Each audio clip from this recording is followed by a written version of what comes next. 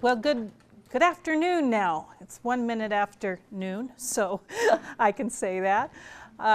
Thank you all for attending our on-the-air media training workshop. We're hoping that it will be a fun hour to spend, and we're delighted for your interest in wanting to participate. My name is Rochelle O'Driscoll, and I'm the Director of Public Affairs for the Division of Health Sciences and School of Medicine.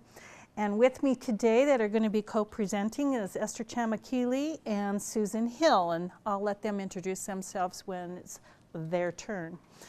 And so what we'd like to do today is first start out with some introductions. We're going to get to know each other a little bit better, and furthermore, when we talk about the radio and our radio show, that's the whole purpose, is for not only the UNR campus to know each of us better, but also the listeners at KUNR and that wonderful opportunity that we have with them to be able to really share some of the exciting work that's being done in the Division of Health Sciences and School of Medicine. So don't take a bite, and we'll start over here, and if you could just introduce yourself, tell us your position and where you work. I'm Alicia Fong. I'm the specialist in simulation technology here for the Office of Medical Education and the Oregon School of Nursing. And I forgot, Deborah. Hi, I'm Deborah Mopaback. I'm with the Office of Faculty Development. Hi, I'm Tara Hamlin. I work with CASAT, which is the Center for the Application of Substance Abuse Technologies. And I'm a project manager for some federal grants that we have. Hi, I'm Wendy, and I also work at CASAT, and I'm also a project manager and an instructor for our minor and academic program. Hi, I'm Tricia Dudkowski, and I'm also with CASAT, and I'm the associate project coordinator. I am Jennifer Hagan, and I am the Associate Dean for Faculty Development and also a Associate Professor for the Department of Internal Medicine. I'm Robin Tolles. I'm currently the Director for Curriculum Assessment and Development with the Office of Medical Education. I'm Norman LeBlanc. I'm a Professor of Pharmacology. Subhas Verma from Microbiology Immunology here at School of Medicine. Tom Cozell, Microbiology. Bernadette Longo, Nursing. Nagesh Gurupalli, Internal Medicine. I'm the Program Director for the Internal Medicine Residency Program. Tammy Brandkamp, Speech Pathology and Audiology. Wonderful. Well, thank you for those introductions. So you're probably wondering, well, why this workshop, and it's probably pretty obvious to you, but I just kind of wanted to go over some of the reasons why we feel it's important for the School of Medicine and for the Division of Health Sciences.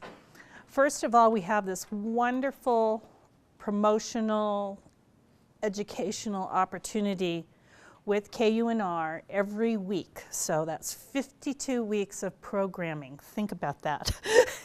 I do every week.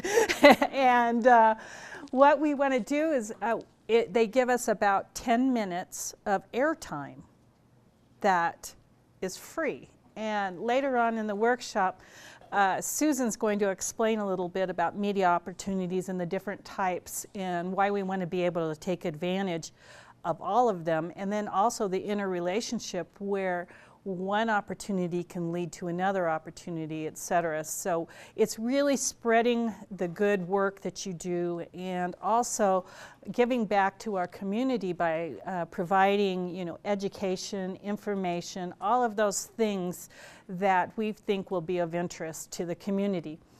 And also with increasing the visibility locally that can lead to national exposure, that's an offshoot that can happen, especially in the KUNR and the NPR arena. Often, if we do a program locally, if someone else might pick it up, and it might be an opportunity for us to really have that expertise shared on a national level. And so, speaking of that, we have Dr. I know, she's got her mouth full, so we'll let you chew. Dr. Brandkamp I interviewed her 2 weeks ago, and we did a segment on aphasia. She runs aphasia clinics here at the Department of Speech and Audiology. And lo and behold, it aired on Friday, and she shared with me today, and I'll let you share it. I was perusing my personal Facebook page on Monday. All of a sudden, the picture that you took showed up, and I didn't put it there. I didn't put it. I was like, whoa, where'd this come from? Next thing I know, it was shared by the National Aphasia Association, so a national organization, and some past grad students, and a few of my colleagues throughout the nation. So, And I also have controls on our websites. I can see how many people, how many views our certain stories are having, and yours is actually at the top of our list. To the last time I looked, it was 173 just in the last 24 hours. So KUNR puts it on after it's been safe. recorded, after it's aired. It's put as a link in a little news item on their website. In addition to that, the School of Medicine and the Division of Health Sciences, we put those on our Facebook pages, which we have for both of those entities. And often the departments, if it's one of their faculty, will also link it and put it on their pages on the website. So there's all different ways to be able to use this interview and get that information out. So it's very exciting to see how those different interviews kind of, as you said, go viral. And on a side note, and you say, well, when does this air? You know, it's Friday afternoon between 2 and 3. And you say, who's listening to the radio between 2 and 3 on a Friday afternoon? Every week, I get a text. I just heard you on the radio, Rochelle. Or someone else will say, oh my God, Tara, you were on the radio. So it's amazing who's listening at that time. And so don't underestimate where we are reaching. So you say, who's been doing this? Well, I say a cast of thousands. When you're looking for 52 weeks of programming, you can only imagine that, you know, sometimes it comes right away, like who we're going to have, or I have a whole sheet of, you know, upcoming interviews. But if you look in your packet, I thought I would share with you and we've only been doing this for a little over a year, not much. Those are the people that have already stepped up to the plate, so to speak, and some of them more than once, because of the timeliness of the topics, because of something that's you know, emerging, and we'll get into selection of topics in just a few moments, but we try to make it current, relevant, and something health related. So anything that comes to mind, for example, this German wings story. What's really interesting is one of our own, Dr. Melissa Piasecki, she practices forensic psychiatry. She also has expertise on fit to fly for pilots and some of the work she's done in that. So obviously we want to take, before that news story goes away, we want to be able to get her on the air and get that local connection or that local expertise to something that's happening on a national basis. So there's a whole variety of things that we're looking at. If you say, I don't have anything to talk about, that's okay. But sometimes you'll hear something or you'll have an idea, and that's what we would like for you to be able to share with us. So at this time, I'm going to turn it over to our pro, and I say pro because I'm sure some of you that listen to NPR know Esther Chamakili, and now you get the face with the voice, so to speak. I hope I didn't disappoint you. She's got her radio voice on, and she's going to be talking about that. And Esther is our producer. So what that means is I work with her scheduling each week when we're going to record. She runs all of the equipment and sound, everything, and she edits it, which is wonderful because she makes us all sound really good. And I serve, and if I'm not available, Susan Hill steps in as your interviewer, kind of your little host for the day. And so that's where we work together and would work together for any of your interviews. So at this point, I'd like to turn it over to Esther, and she's gonna tell you how easy and fun it is and all sorts of things that will make the experience more productive. So yes, Rochelle introduced me. I'm Esther Chamakili. I'm the host of afternoon programming at KUNR. Excuse me. I'm also a news reporter. I do a lot of news reporting, as well as several other things at KUNR. But one of my main weekly duties is to produce the UNR Health Watch, which is where Rochelle and I have built a really great relationship, and as well as with Susan. And she did an excellent job outlining exactly what the Health Watch is and how it actually works. So I'm here to help you learn good techniques during that interview time. And the most important, the absolute paramount thing I need you to remember is to relax, that this is not live. We never do live interviews. So I know that Rochelle goes over interview questions, and she kind of does a run through with all of the doctors that she interviews, like the day before or a couple days before you actually come into KUNR to do your taped interview. And what I really think you should do is try to remember that time, that intimate setting where it's just you and Rochelle and you're just sitting there chatting about whatever it is that you're going to talk about, and hearken back to that and relax. But a lot of people, and it's totally understandable, you see a microphone and they clam up and they freak out and they're like, oh my gosh, I don't want to sound bad, I don't want to say the wrong thing. Don't worry about any of that. I'm here to tell you, don't worry about any of that, because we are never live during these KUNR, when we tape these interviews. So in identifying your topic, I know that Rochelle will always correspond with me about what she wants the next week's interview to be like. I'm going to be speaking with Dr. Tammy Brankamp. We're going to be talking about the communication disorder aphasia. Great. I don't know anything about aphasia, and this is going to be a great topic for our listeners, because I'm sure that probably several of them probably don't know what aphasia is. So you think about something that's current, something that's relevant, something that's of general interest. A good way to do that is to think about if this something is a national topic. So last month was Colon Cancer Awareness Month. November is Heart Month, I believe it is, or something. Every month has a different thing, and I can't remember which all of them are. But think about something that's happening in that month that actually might have a national relevance that you could also bring down to the Northern Nevada community level and explain something that's happening in our community that has to do with that topic. Something unique or surprising. Before Dr. Brankamp's aphasia interview went viral, the role of the hospitalist was our last UNR Health Watch topic, and it was also very popular. And before Rochelle came in with Dr. Bronander, thank you. I knew it started with a B. Before she came in with Dr. Bronander, I had never heard of a hospitalist either, so I was unaware of what the role of a hospitalist was. And as I think that a lot of people don't realize that there is a person who actually works in a hospital and is there to be that person, that doctor, to work with patients on a regular basis in an emergency room or whatever. So another unique topic was wilderness medicine.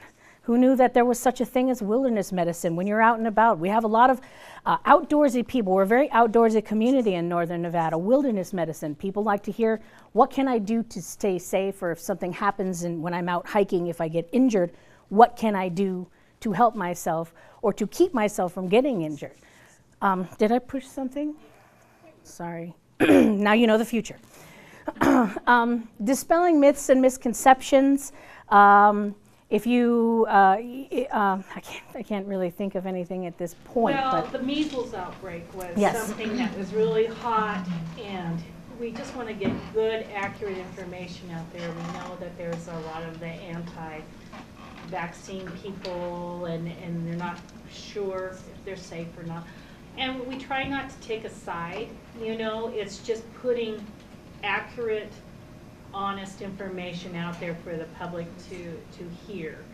And the other one that I think was timely was last summer we were right in the middle of one of the heat waves, and they were talking about people getting heat stroke.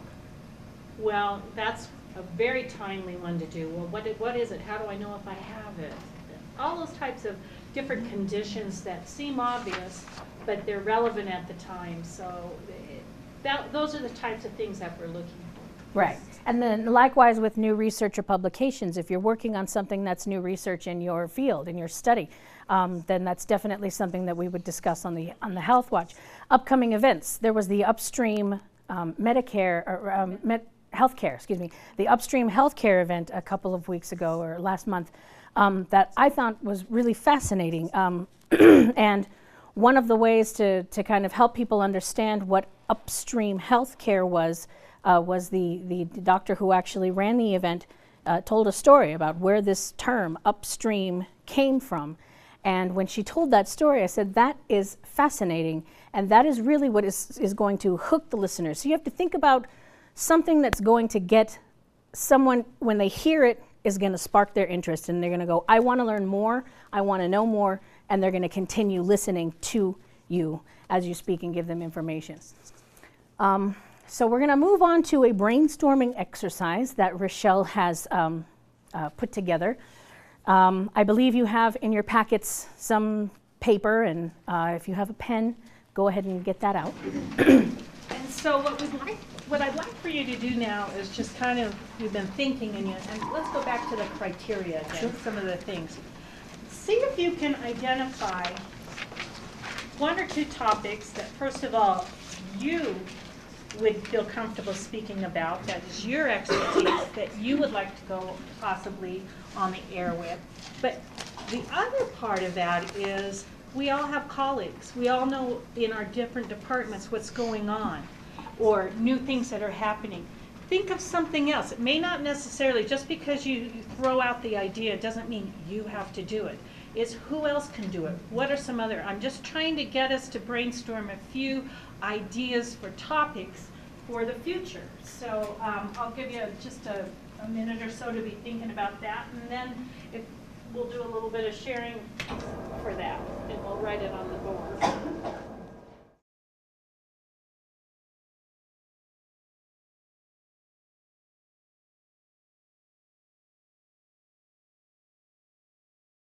So in this section, we would like you to identify a potential topic and see how it might relate to the previous criteria. And that is these here, if you can still read them.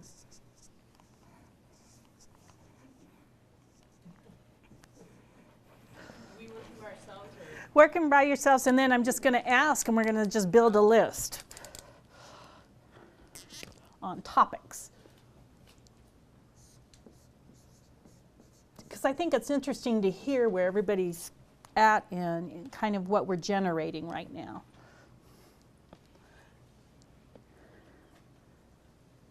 So if someone has one and wants to yell it out while you're working, I can get this going.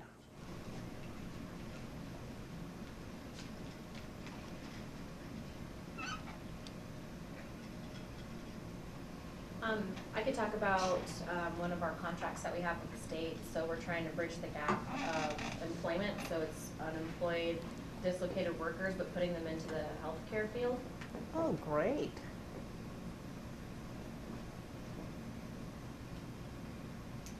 So workforce development, basically. Yeah, that's exactly what I was thinking. Healthcare workforce development. There you go. It's called the Career Healthcare Connections Program. I'm going to put your name by it too, Tara. Okay. Another one would be collegiate recovery communities.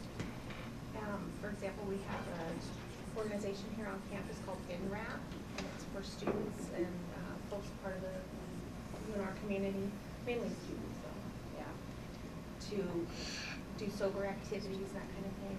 Living a healthy life. And we have a big conference coming up in May here on campus. Okay. For college recovery. For collegiate recovery. Okay. Excellent. Anybody else? Transgender voice. Ooh. We have a transgender clinic. Here? Yes, in our department. So those who are. I call you. Okay. What is basic research and why is it important? Okay.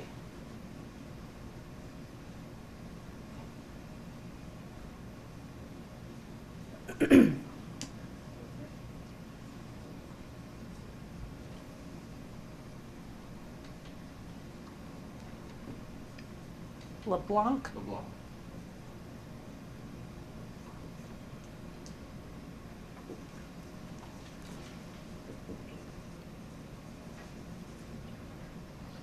can talk about internal medicine residency program. Excuse me? Internal medicine residency program. Ah, the residency program.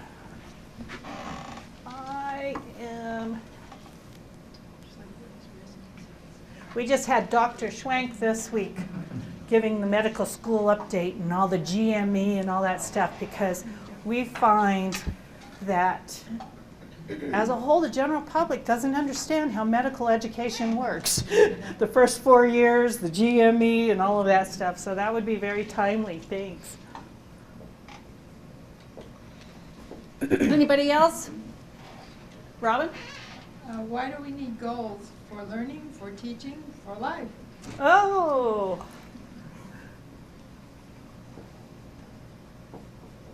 And these kind of general topics are really good if we can kind of wrap it around some things related to health and all of that. Mel Minarik in Community Health Sciences did one on spirituality in medicine. Yeah. It was really, really well done, really well received. Have we had one on sleep? No. I think that's an excellent. Yes. Wildfire smoke. And then we're getting the new Ooh. air quality monitor on campus. Yeah. Well, hopefully we won't. I mean, the best time we do that is when a wildfire breaks out, but we don't want that We to don't wanna wait till happen, the but we last know it will. So that's great, Bernie. We have a grant for funding pediatric obesity awareness at our Ooh. department.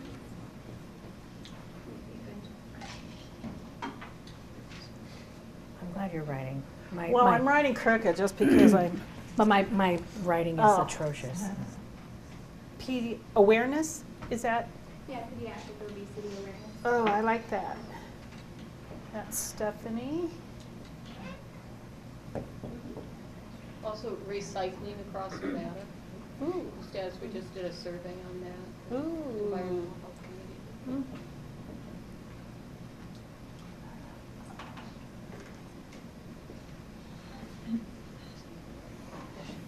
Yeah. April is National Alcohol Awareness Month. There you Good go. to know. Didn't know that. And I think these two could be together, the Uh-huh. collegiate health recovery Yeah, and see the alcohol synergy awareness we month. can do through there. And I can, just so you know, it's not just limited to one person. We are a little more than two, is a little crazy, but we can fit that in. But it's nice.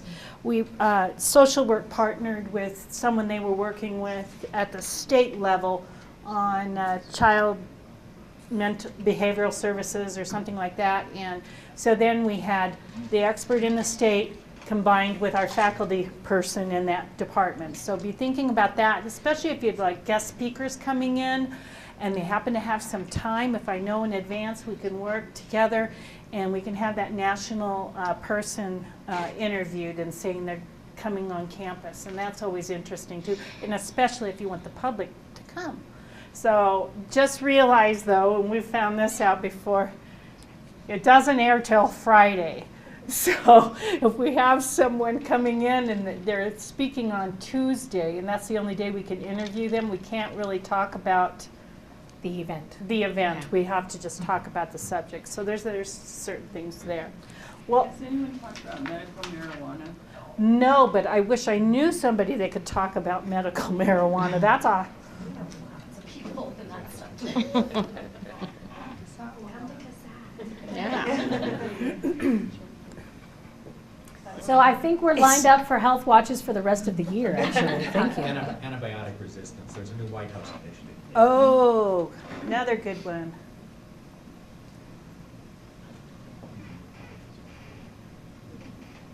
Some topics on healthy hearing, protecting hearing loss. We have a lot of young adults who are always plugged in. That's an issue. Yeah, we had Megan talk about that a little bit. Did she talk on that Yeah, one? and that was great. And also cochlear implants. Mm-hmm. It's another, Great. I don't know if that's a big topic. Another one, Rochelle, when you're done writing. Mm-hmm. there's this whole Choosing Wisely campaign. I don't know if anyone Choosing Wisely? commented on that. I can't remember if it actually arose out of the American College of Physicians, but it's about appropriate use of testing. You know, a lot of times patients want to have a lot of tests, and it's not necessarily the right thing to do. Mm-hmm. Is that something you could talk on? I don't know. I'd have to look Okay. at it a little more. Okay. But definitely there'd be people in our department that could. And think about, too, the level of audience. We don't have to speak up here. They're not going to listen. So even if you're not the expert, if you know about the research and can just speak very intelligently about a topic, that works really, really well.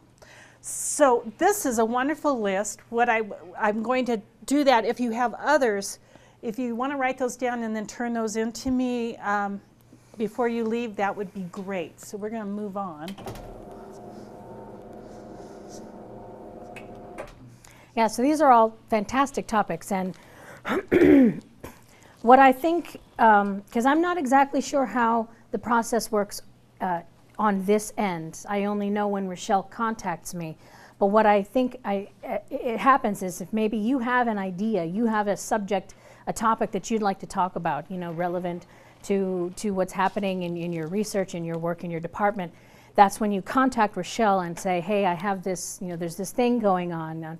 You know, we've got, you know, it's wildfire season. I want to talk about how do you stay safe, you know, with bad air quality, et cetera. That's when you would contact Rochelle, and then she would then, I believe, sit down with you.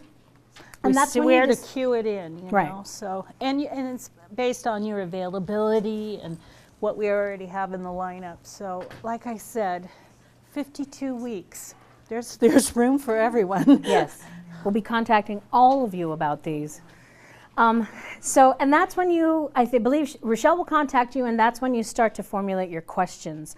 And this was something that I haven't had much of a role in until recently, and it's very minimal. The one thing I would advise is that you keep questions short, because not just for the American attention span, but you have to remember that you're writing for the ear.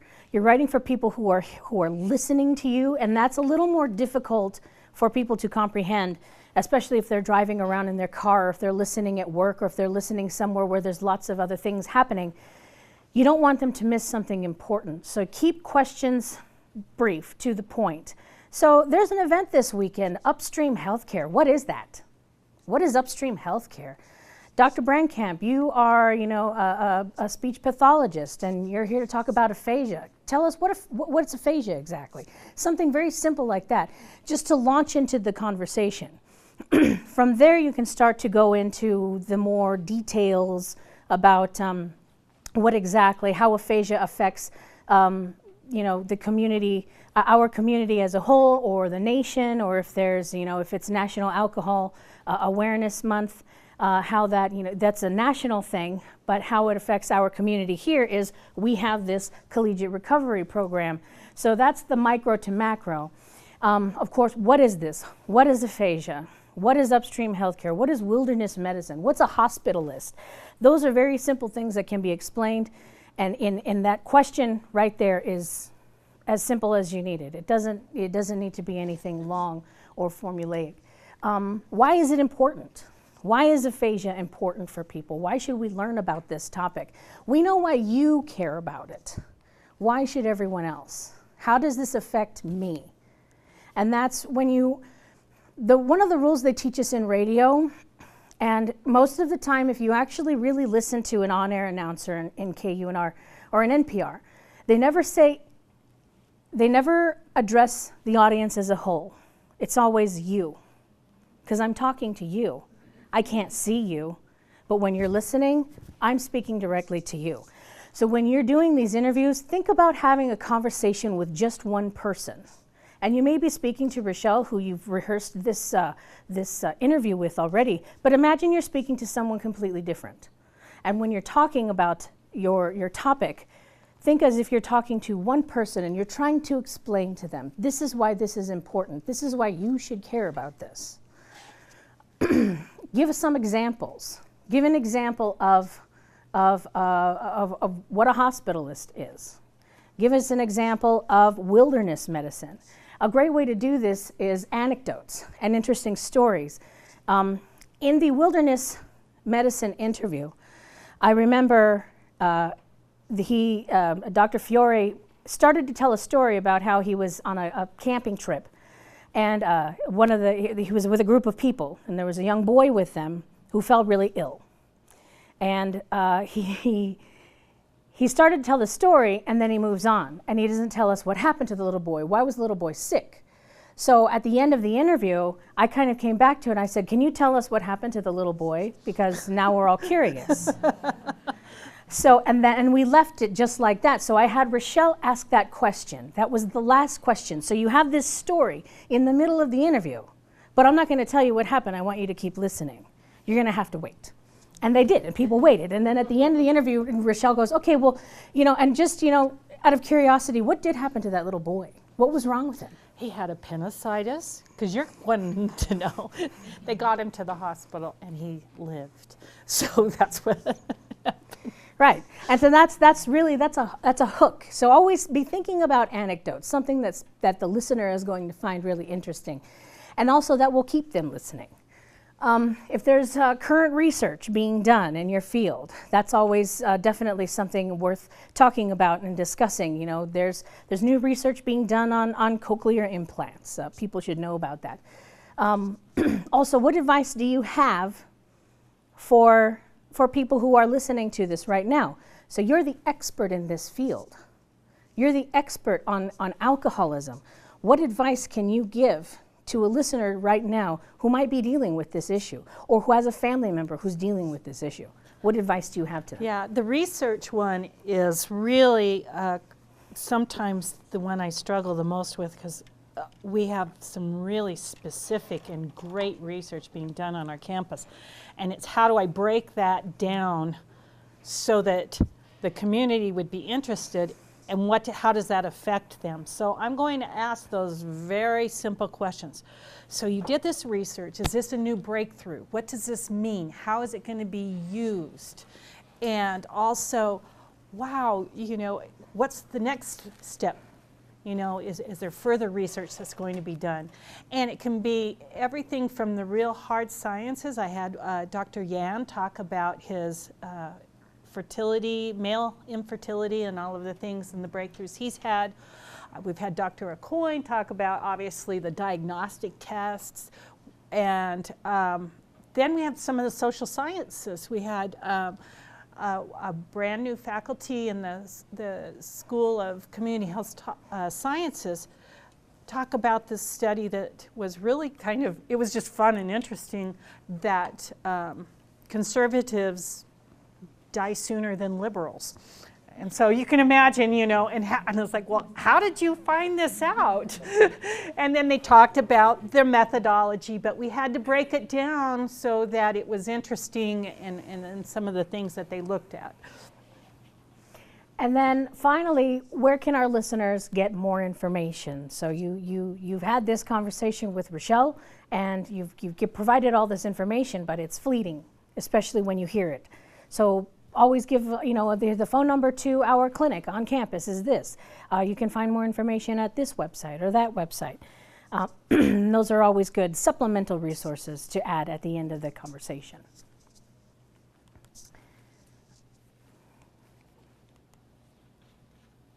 Oh, here we go. So think about why your topic is important and why people should care. I think I might be repeating myself at this point, but again, we know why you care. Why should everyone else? What are the obvious questions? What is this? What research is being done to help fight this, to learn more about this? What information begs questions? And then also simplify complex information so the average person can understand it. And this is really important. Doctors are very intelligent people. We all know that. You all know that. You all know you're really smart. But some of our listeners may have trouble understanding complex information. So if you're talking about fertility, or if you're talking about infectious diseases, etc. Again, remember, try to think about having a conversation with just some random person that you walk up to and meet on the street. You don't know anything about their background, you don't know anything about their education. So make it as simple as you possibly can so that they can understand why this is important to them. So now we have another little exercise for you. And we've been talking about questions. And we'd like for you to write down 1 or 2 questions that you think would be good about the topic that you would speak on. And then once you have that question written, if you can turn to the person next to you, give it to them, and they're going to ask you that, and see if you can answer it just off the top of your head for about 2 minutes. And so you're just going to be working in pairs and practicing asking a question and then answering it with another partner. And we're not going to make you get up here and do it, but we just want you to get the feel for it right now. And so we'll just spend about, probably 3 minutes on this, and just to kind of get you used to the idea and the questions that you think would be interesting that you would want to speak about. Okay.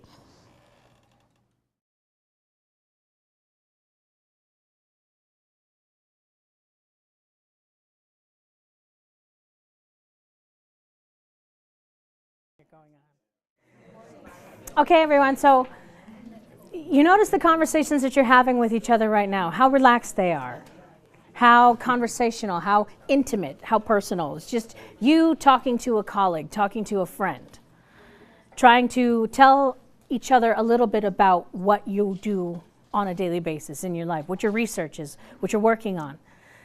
Remember those conversations and use that. This is what your interview should be like when you come into KUNR and you do your Health Watch interview with Rochelle. Exactly like this. Conversational, very relaxed. So, some tips for answering questions. Because Rochelle does go over these questions with you in advance, do not script your answers. Don't write out paragraphs of how you're going to answer your questions. Use bullet points. Because when you write a script, you're going to read a script, and that's going to sound like you're reading a script, and people are going to notice that. But if you bullet point and you just say, okay, this is the top, this is what I'm going to discuss right here, and have faith in what you're saying, then it'll come out a little more naturally. Look at the interviewer when you're speaking to them. I always tell everyone who comes in, I am just pushing buttons. Don't look at me. I may look at you, I may watch you while you're talking because these are fascinating topics. I'm curious, I'm interested. So I will look at you. But don't worry about looking at me. You're having a conversation with Rochelle. Look at Rochelle, make eye contact with her, smile at her. When you smile, people can hear that. It comes through on the radio. That's another tip for when you work in radio, is when you smile, you can actually hear it. If you walk around the actual NPR offices and you see Melissa Block on the air, she's smiling. Even when she's talking about Boko Haram, they'll have this smile. She'll have this smile on her face, and it's because it projects a certain feeling, a certain attitude, and you can actually hear it when someone smiles. Again, use stories, personal experiences, anecdotes. Talk about recent projects. Localize your topic. Why is it important to the community of Northern Nevada? That is the main thing, because our listeners are Northern Nevada residents. Speak clearly and not too fast. Don't be too polished. Again, when you script your answers, you're going to sound scripted, so make it more conversational. You know what you're talking about. This is your research. This is your field of study. Have faith in that. Don't worry about sounding too perfect, saying saying ah, pausing to remember a detail, thinking about how you want to answer a question. All of that, I fix. So if you have to stop and think about how you want to answer a question, just let it be silent. I'll take care of that. And be like radio people. Love the sound of your own voice. They teach us in radio clinics when you do voice coaching and voice techniques. Our radio vocal coach, every time we finish a rehearsal, she goes, are you falling in love with her? Listen to yourself. Are you in love with that woman? Because you should be, because she sounds great. So remember that. So think about it when you listen to yourself on the radio. Fall in love with yourself. And you can laugh. Yes. We can have a good time, and we can have natural reaction. And often I have the questions there, but I'll rephrase it so it sounds a little more natural, or I'll even ask another question. Well, what do you mean by that? You know, if something comes up. So it's just real organic, real fluid. And then scheduling for the show, this is just kind of some basic information. It airs every week at Friday on our show Beyond the Headlines, and it's anywhere between 2 and 3 o'clock. It's usually around 2:30-ish, Friday afternoons. We record it usually on Tuesday or Wednesday. That can be rearranged depending on your schedule, our schedule, but it's usually Tuesday or Wednesdays before 2 p.m. And then, of course, your contact for topics is Rochelle, and then she will schedule pre-meetings with you. And then when everything is all settled, she contacts me, and then we set up the interview time. And then I edit and I read the introductions and the tags. So the conversation with Rochelle when you get to the studio she'll immediately just launch into, thank you for joining us today. She's not going to introduce you, that's my job, because I host the show, the program Beyond the Headlines. I read that introduction, and then the last thing she will say to you is, well, thank you for joining us today, and then you say, thank you for having me, or whatever you want to say, and then I read the tag. I tag it. Dr. Brandkamp is a speech pathologist, and blah, blah, blah, blah, blah, whatever. I'll say whatever the tag is, and then that's it. So it's a very simple conversation. And that's it. Oh yeah, and then I have always posted on the KUNR website on Mondays. I try to do it on Friday afternoons, but I get kind of busy.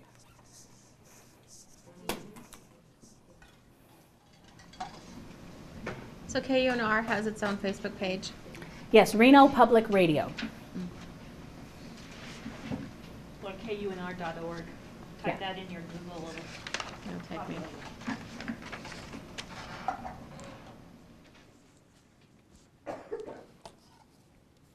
What I wanted to do is put this into a larger context. Why should you care about promoting yourself, your work, and the university on the radio? I'm going to ask for a little honesty here. How many of y'all have Googled yourself? Come on, be honest. Almost everyone. Rate your professor, you got to find out what's going on there. Right. Were you happy with what you found? Your online personality, your online persona.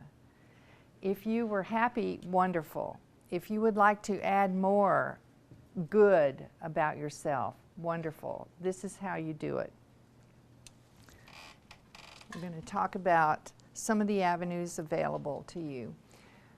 And first, let's talk about terms. What is marketing? We see the example here. The guy is telling the woman, I'm a great lover. Marketing is promoting yourself. It's product, pricing, placement, and promotion of you or your organization. So we have just the one person saying, I'm great. Advertising is, I'm a great lover. I'm a great lover. I'm a great lover. Advertising is paid. It comes at a price, and what you're buying is frequency. Advertising is everywhere. It's generally something that, again, we have to pay for. We have to buy on a paid medium. How many ads do you think the average person hears a day? Whether it's newspaper, hears or sees, newspaper, TV, or other media. It is, who said 200? Did you say that, Jennifer? 237, either in television, radio, commercial radio, not KUNR. It's buses, taxis. It's on your shopping cart. It's even in bathroom stalls. And due to the proliferation of advertising, it loses its value and people start to turn it off. So there's a lot of avoidance and disruption that is being built up with advertising, and people are learning to use other kinds of technologies with their televisions to avoid commercials. Branding. Branding is the set of expectations, the stories, the memories, and the symbols that constitute what an image of an organization is in the mind of the consumer. So branding, she's saying, I understand you're a great lover. He has done something to increase his branding and his reputation for being whatever he is in the consumer's mind.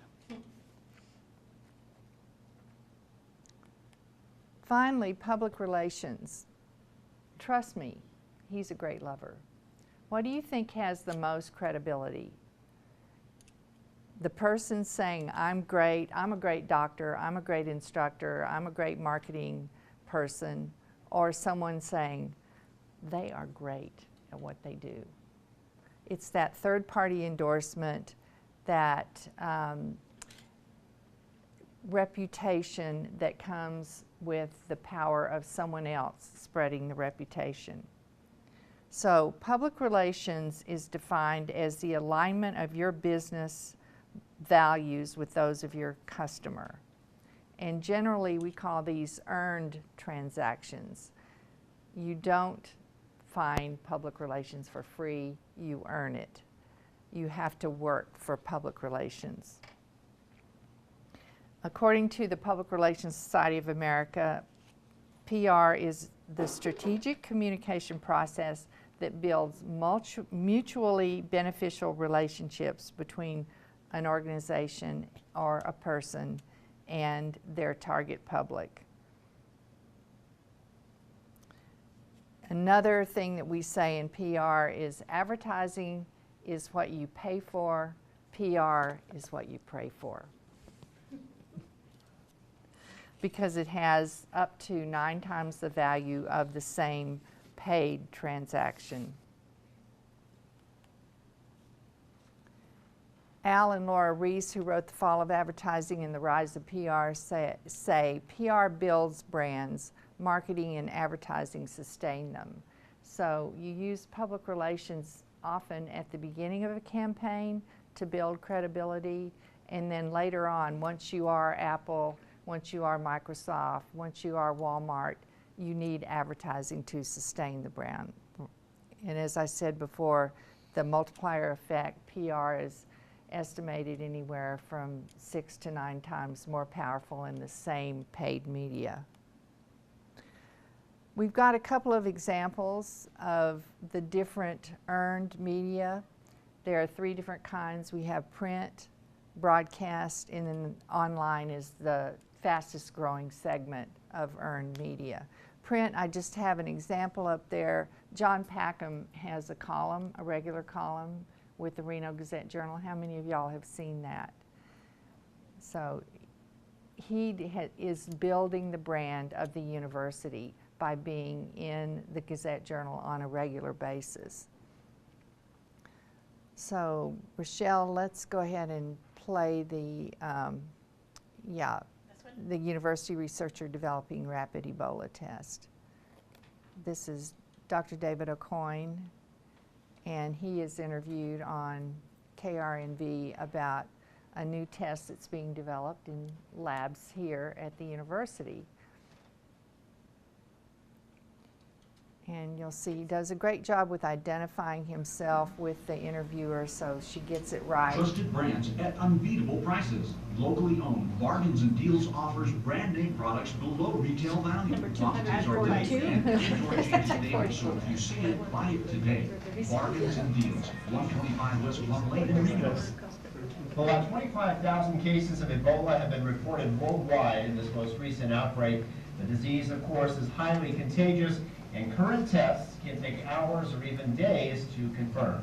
But a University of Nevada researcher says he has a solution. News 4's Ashley Collins introduces us to the man who says his test can diagnose Ebola in as little as 15 minutes. It's all new at 6.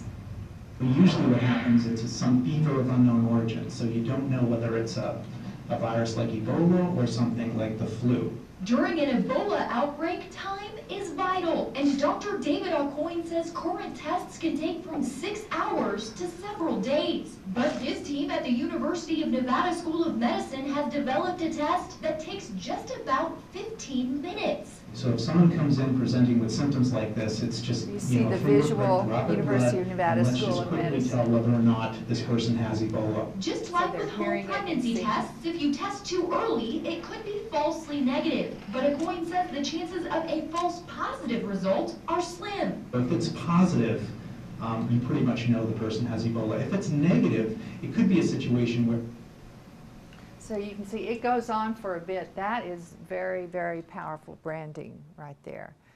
Another option is online. That is what we control with our website. And this is an interview with Dr. Jaron Blake about family physicians.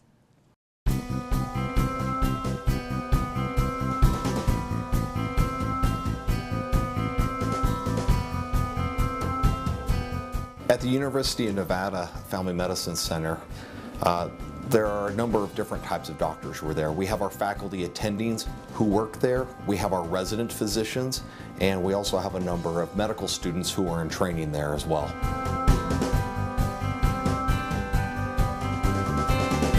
One of the advantages seen in a University of Nevada School of Medicine physician is that we're one of the larger practices statewide. That gives us advantages to follow our patients in different areas. So, for instance, in my clinic, I can see my patient both in the clinic setting as well as round on them in the community hospitals.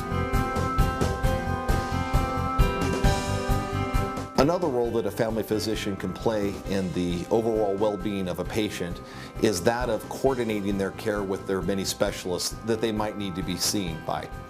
In other words, many things can be taken care of by the family physician, but if someone has a specific condition that warrants and requires care from a specialist, the family physician keeps their eye on the general health of the patient throughout the process.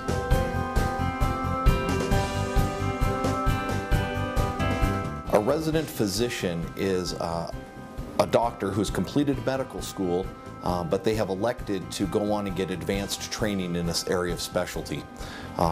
In the Family Medicine Center, all of our resident physicians are working to become family doctors. So they will spend 3 to 4 years enhancing the skills that they gained in medical school. They operate under a limited license, though many of them have a full license to practice, but they voluntarily choose to get advanced training to be a better physician.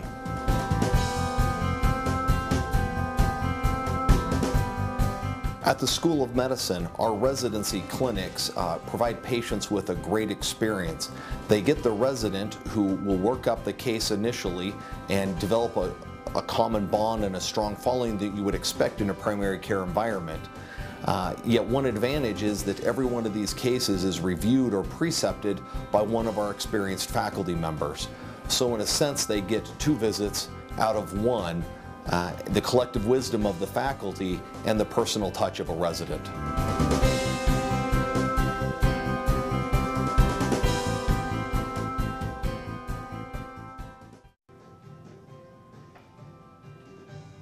Okay, so you get the idea. When we produce these videos,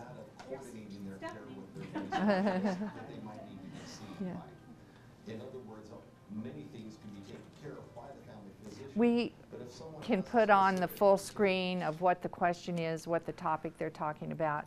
This is because this is called owned media. This is media that we control, we own the website, so we can do anything we want, and this gives us an opportunity to get the education and the information out to the consumer, as well as promote what we do here at the university with the Division of Health Science and the School of Medicine. So this is an avenue available to everyone. And I wanted to be sure and mention this because we have the capability of doing the videos and we make it very easy for you. Yes, we have Kevin and we have the equipment. This is the setup to shot the Blake Yeah. video. It's just this exact right here. Plus one. 2 cameras, yeah, 2 cameras and then some really good editing, good professional editing. The other thing that I wanted to be sure and mention was your faculty page. You are in the directory, and that faculty page should show up quite high on your Google searches. When anyone searches you, we'd like that to show up number 1 or number 2, because that's something we can control, we can embellish it. So if you're unhappy with your presence in the faculty pages, you can contact whoever is doing your website. We are doing some of the websites in the DHS umbrella, and then the university integrated marketing is doing some of them. So you can put on more of your publications, more of your presentations, and generally enhance the way your presence is, because that's something that we own, we control, and something that you can do to help your branding. So we've covered earned media, owned media, as I mentioned, the faculty web pages. We've already talked about Facebook and social media. And then finally, paid media. This is with our small budget, what we do. This is an ad that's currently running in statewide, Reno as well as Las Vegas. The University of Nevada School of Medicine has been making Nevada healthier for more than 45 years. Our groundbreaking research is making an impact locally, nationally, and worldwide. And we're making a difference with doctors providing medical care near you. As Nevada's statewide public medical school, we offer an educational value amongst the highest in the country. We are partnering with leading Nevada hospitals and healthcare institutions to combine teaching and learning with outstanding clinical care. Join us in improving Nevada's health and yours. We chose this particular time of the year to run this PSA because the legislature is in session. So we want to convince the hearts and the minds of the people of Nevada and those people that are out there making decisions on the budget for the School of Medicine and Division of Health Sciences that we are worthy and that we are incredibly important for the state of Nevada, because we can't afford to run ads year-round. So we have to pick and choose when we're able to do that. So those are the media that are available for us, and we thank you so much for coming today and learning more about how you can promote yourself, your work, your department, the very important contributions that you're making to the university and to the community. And I think we have a little time for questions. Yes, and I'd like to also thank Esther Chen McKinley for coming today and doing this for all of us. It was my pleasure. Thank you for having me. Thank you, Esther. And Rochelle for putting all of this Yes, together. thank you, Rochelle.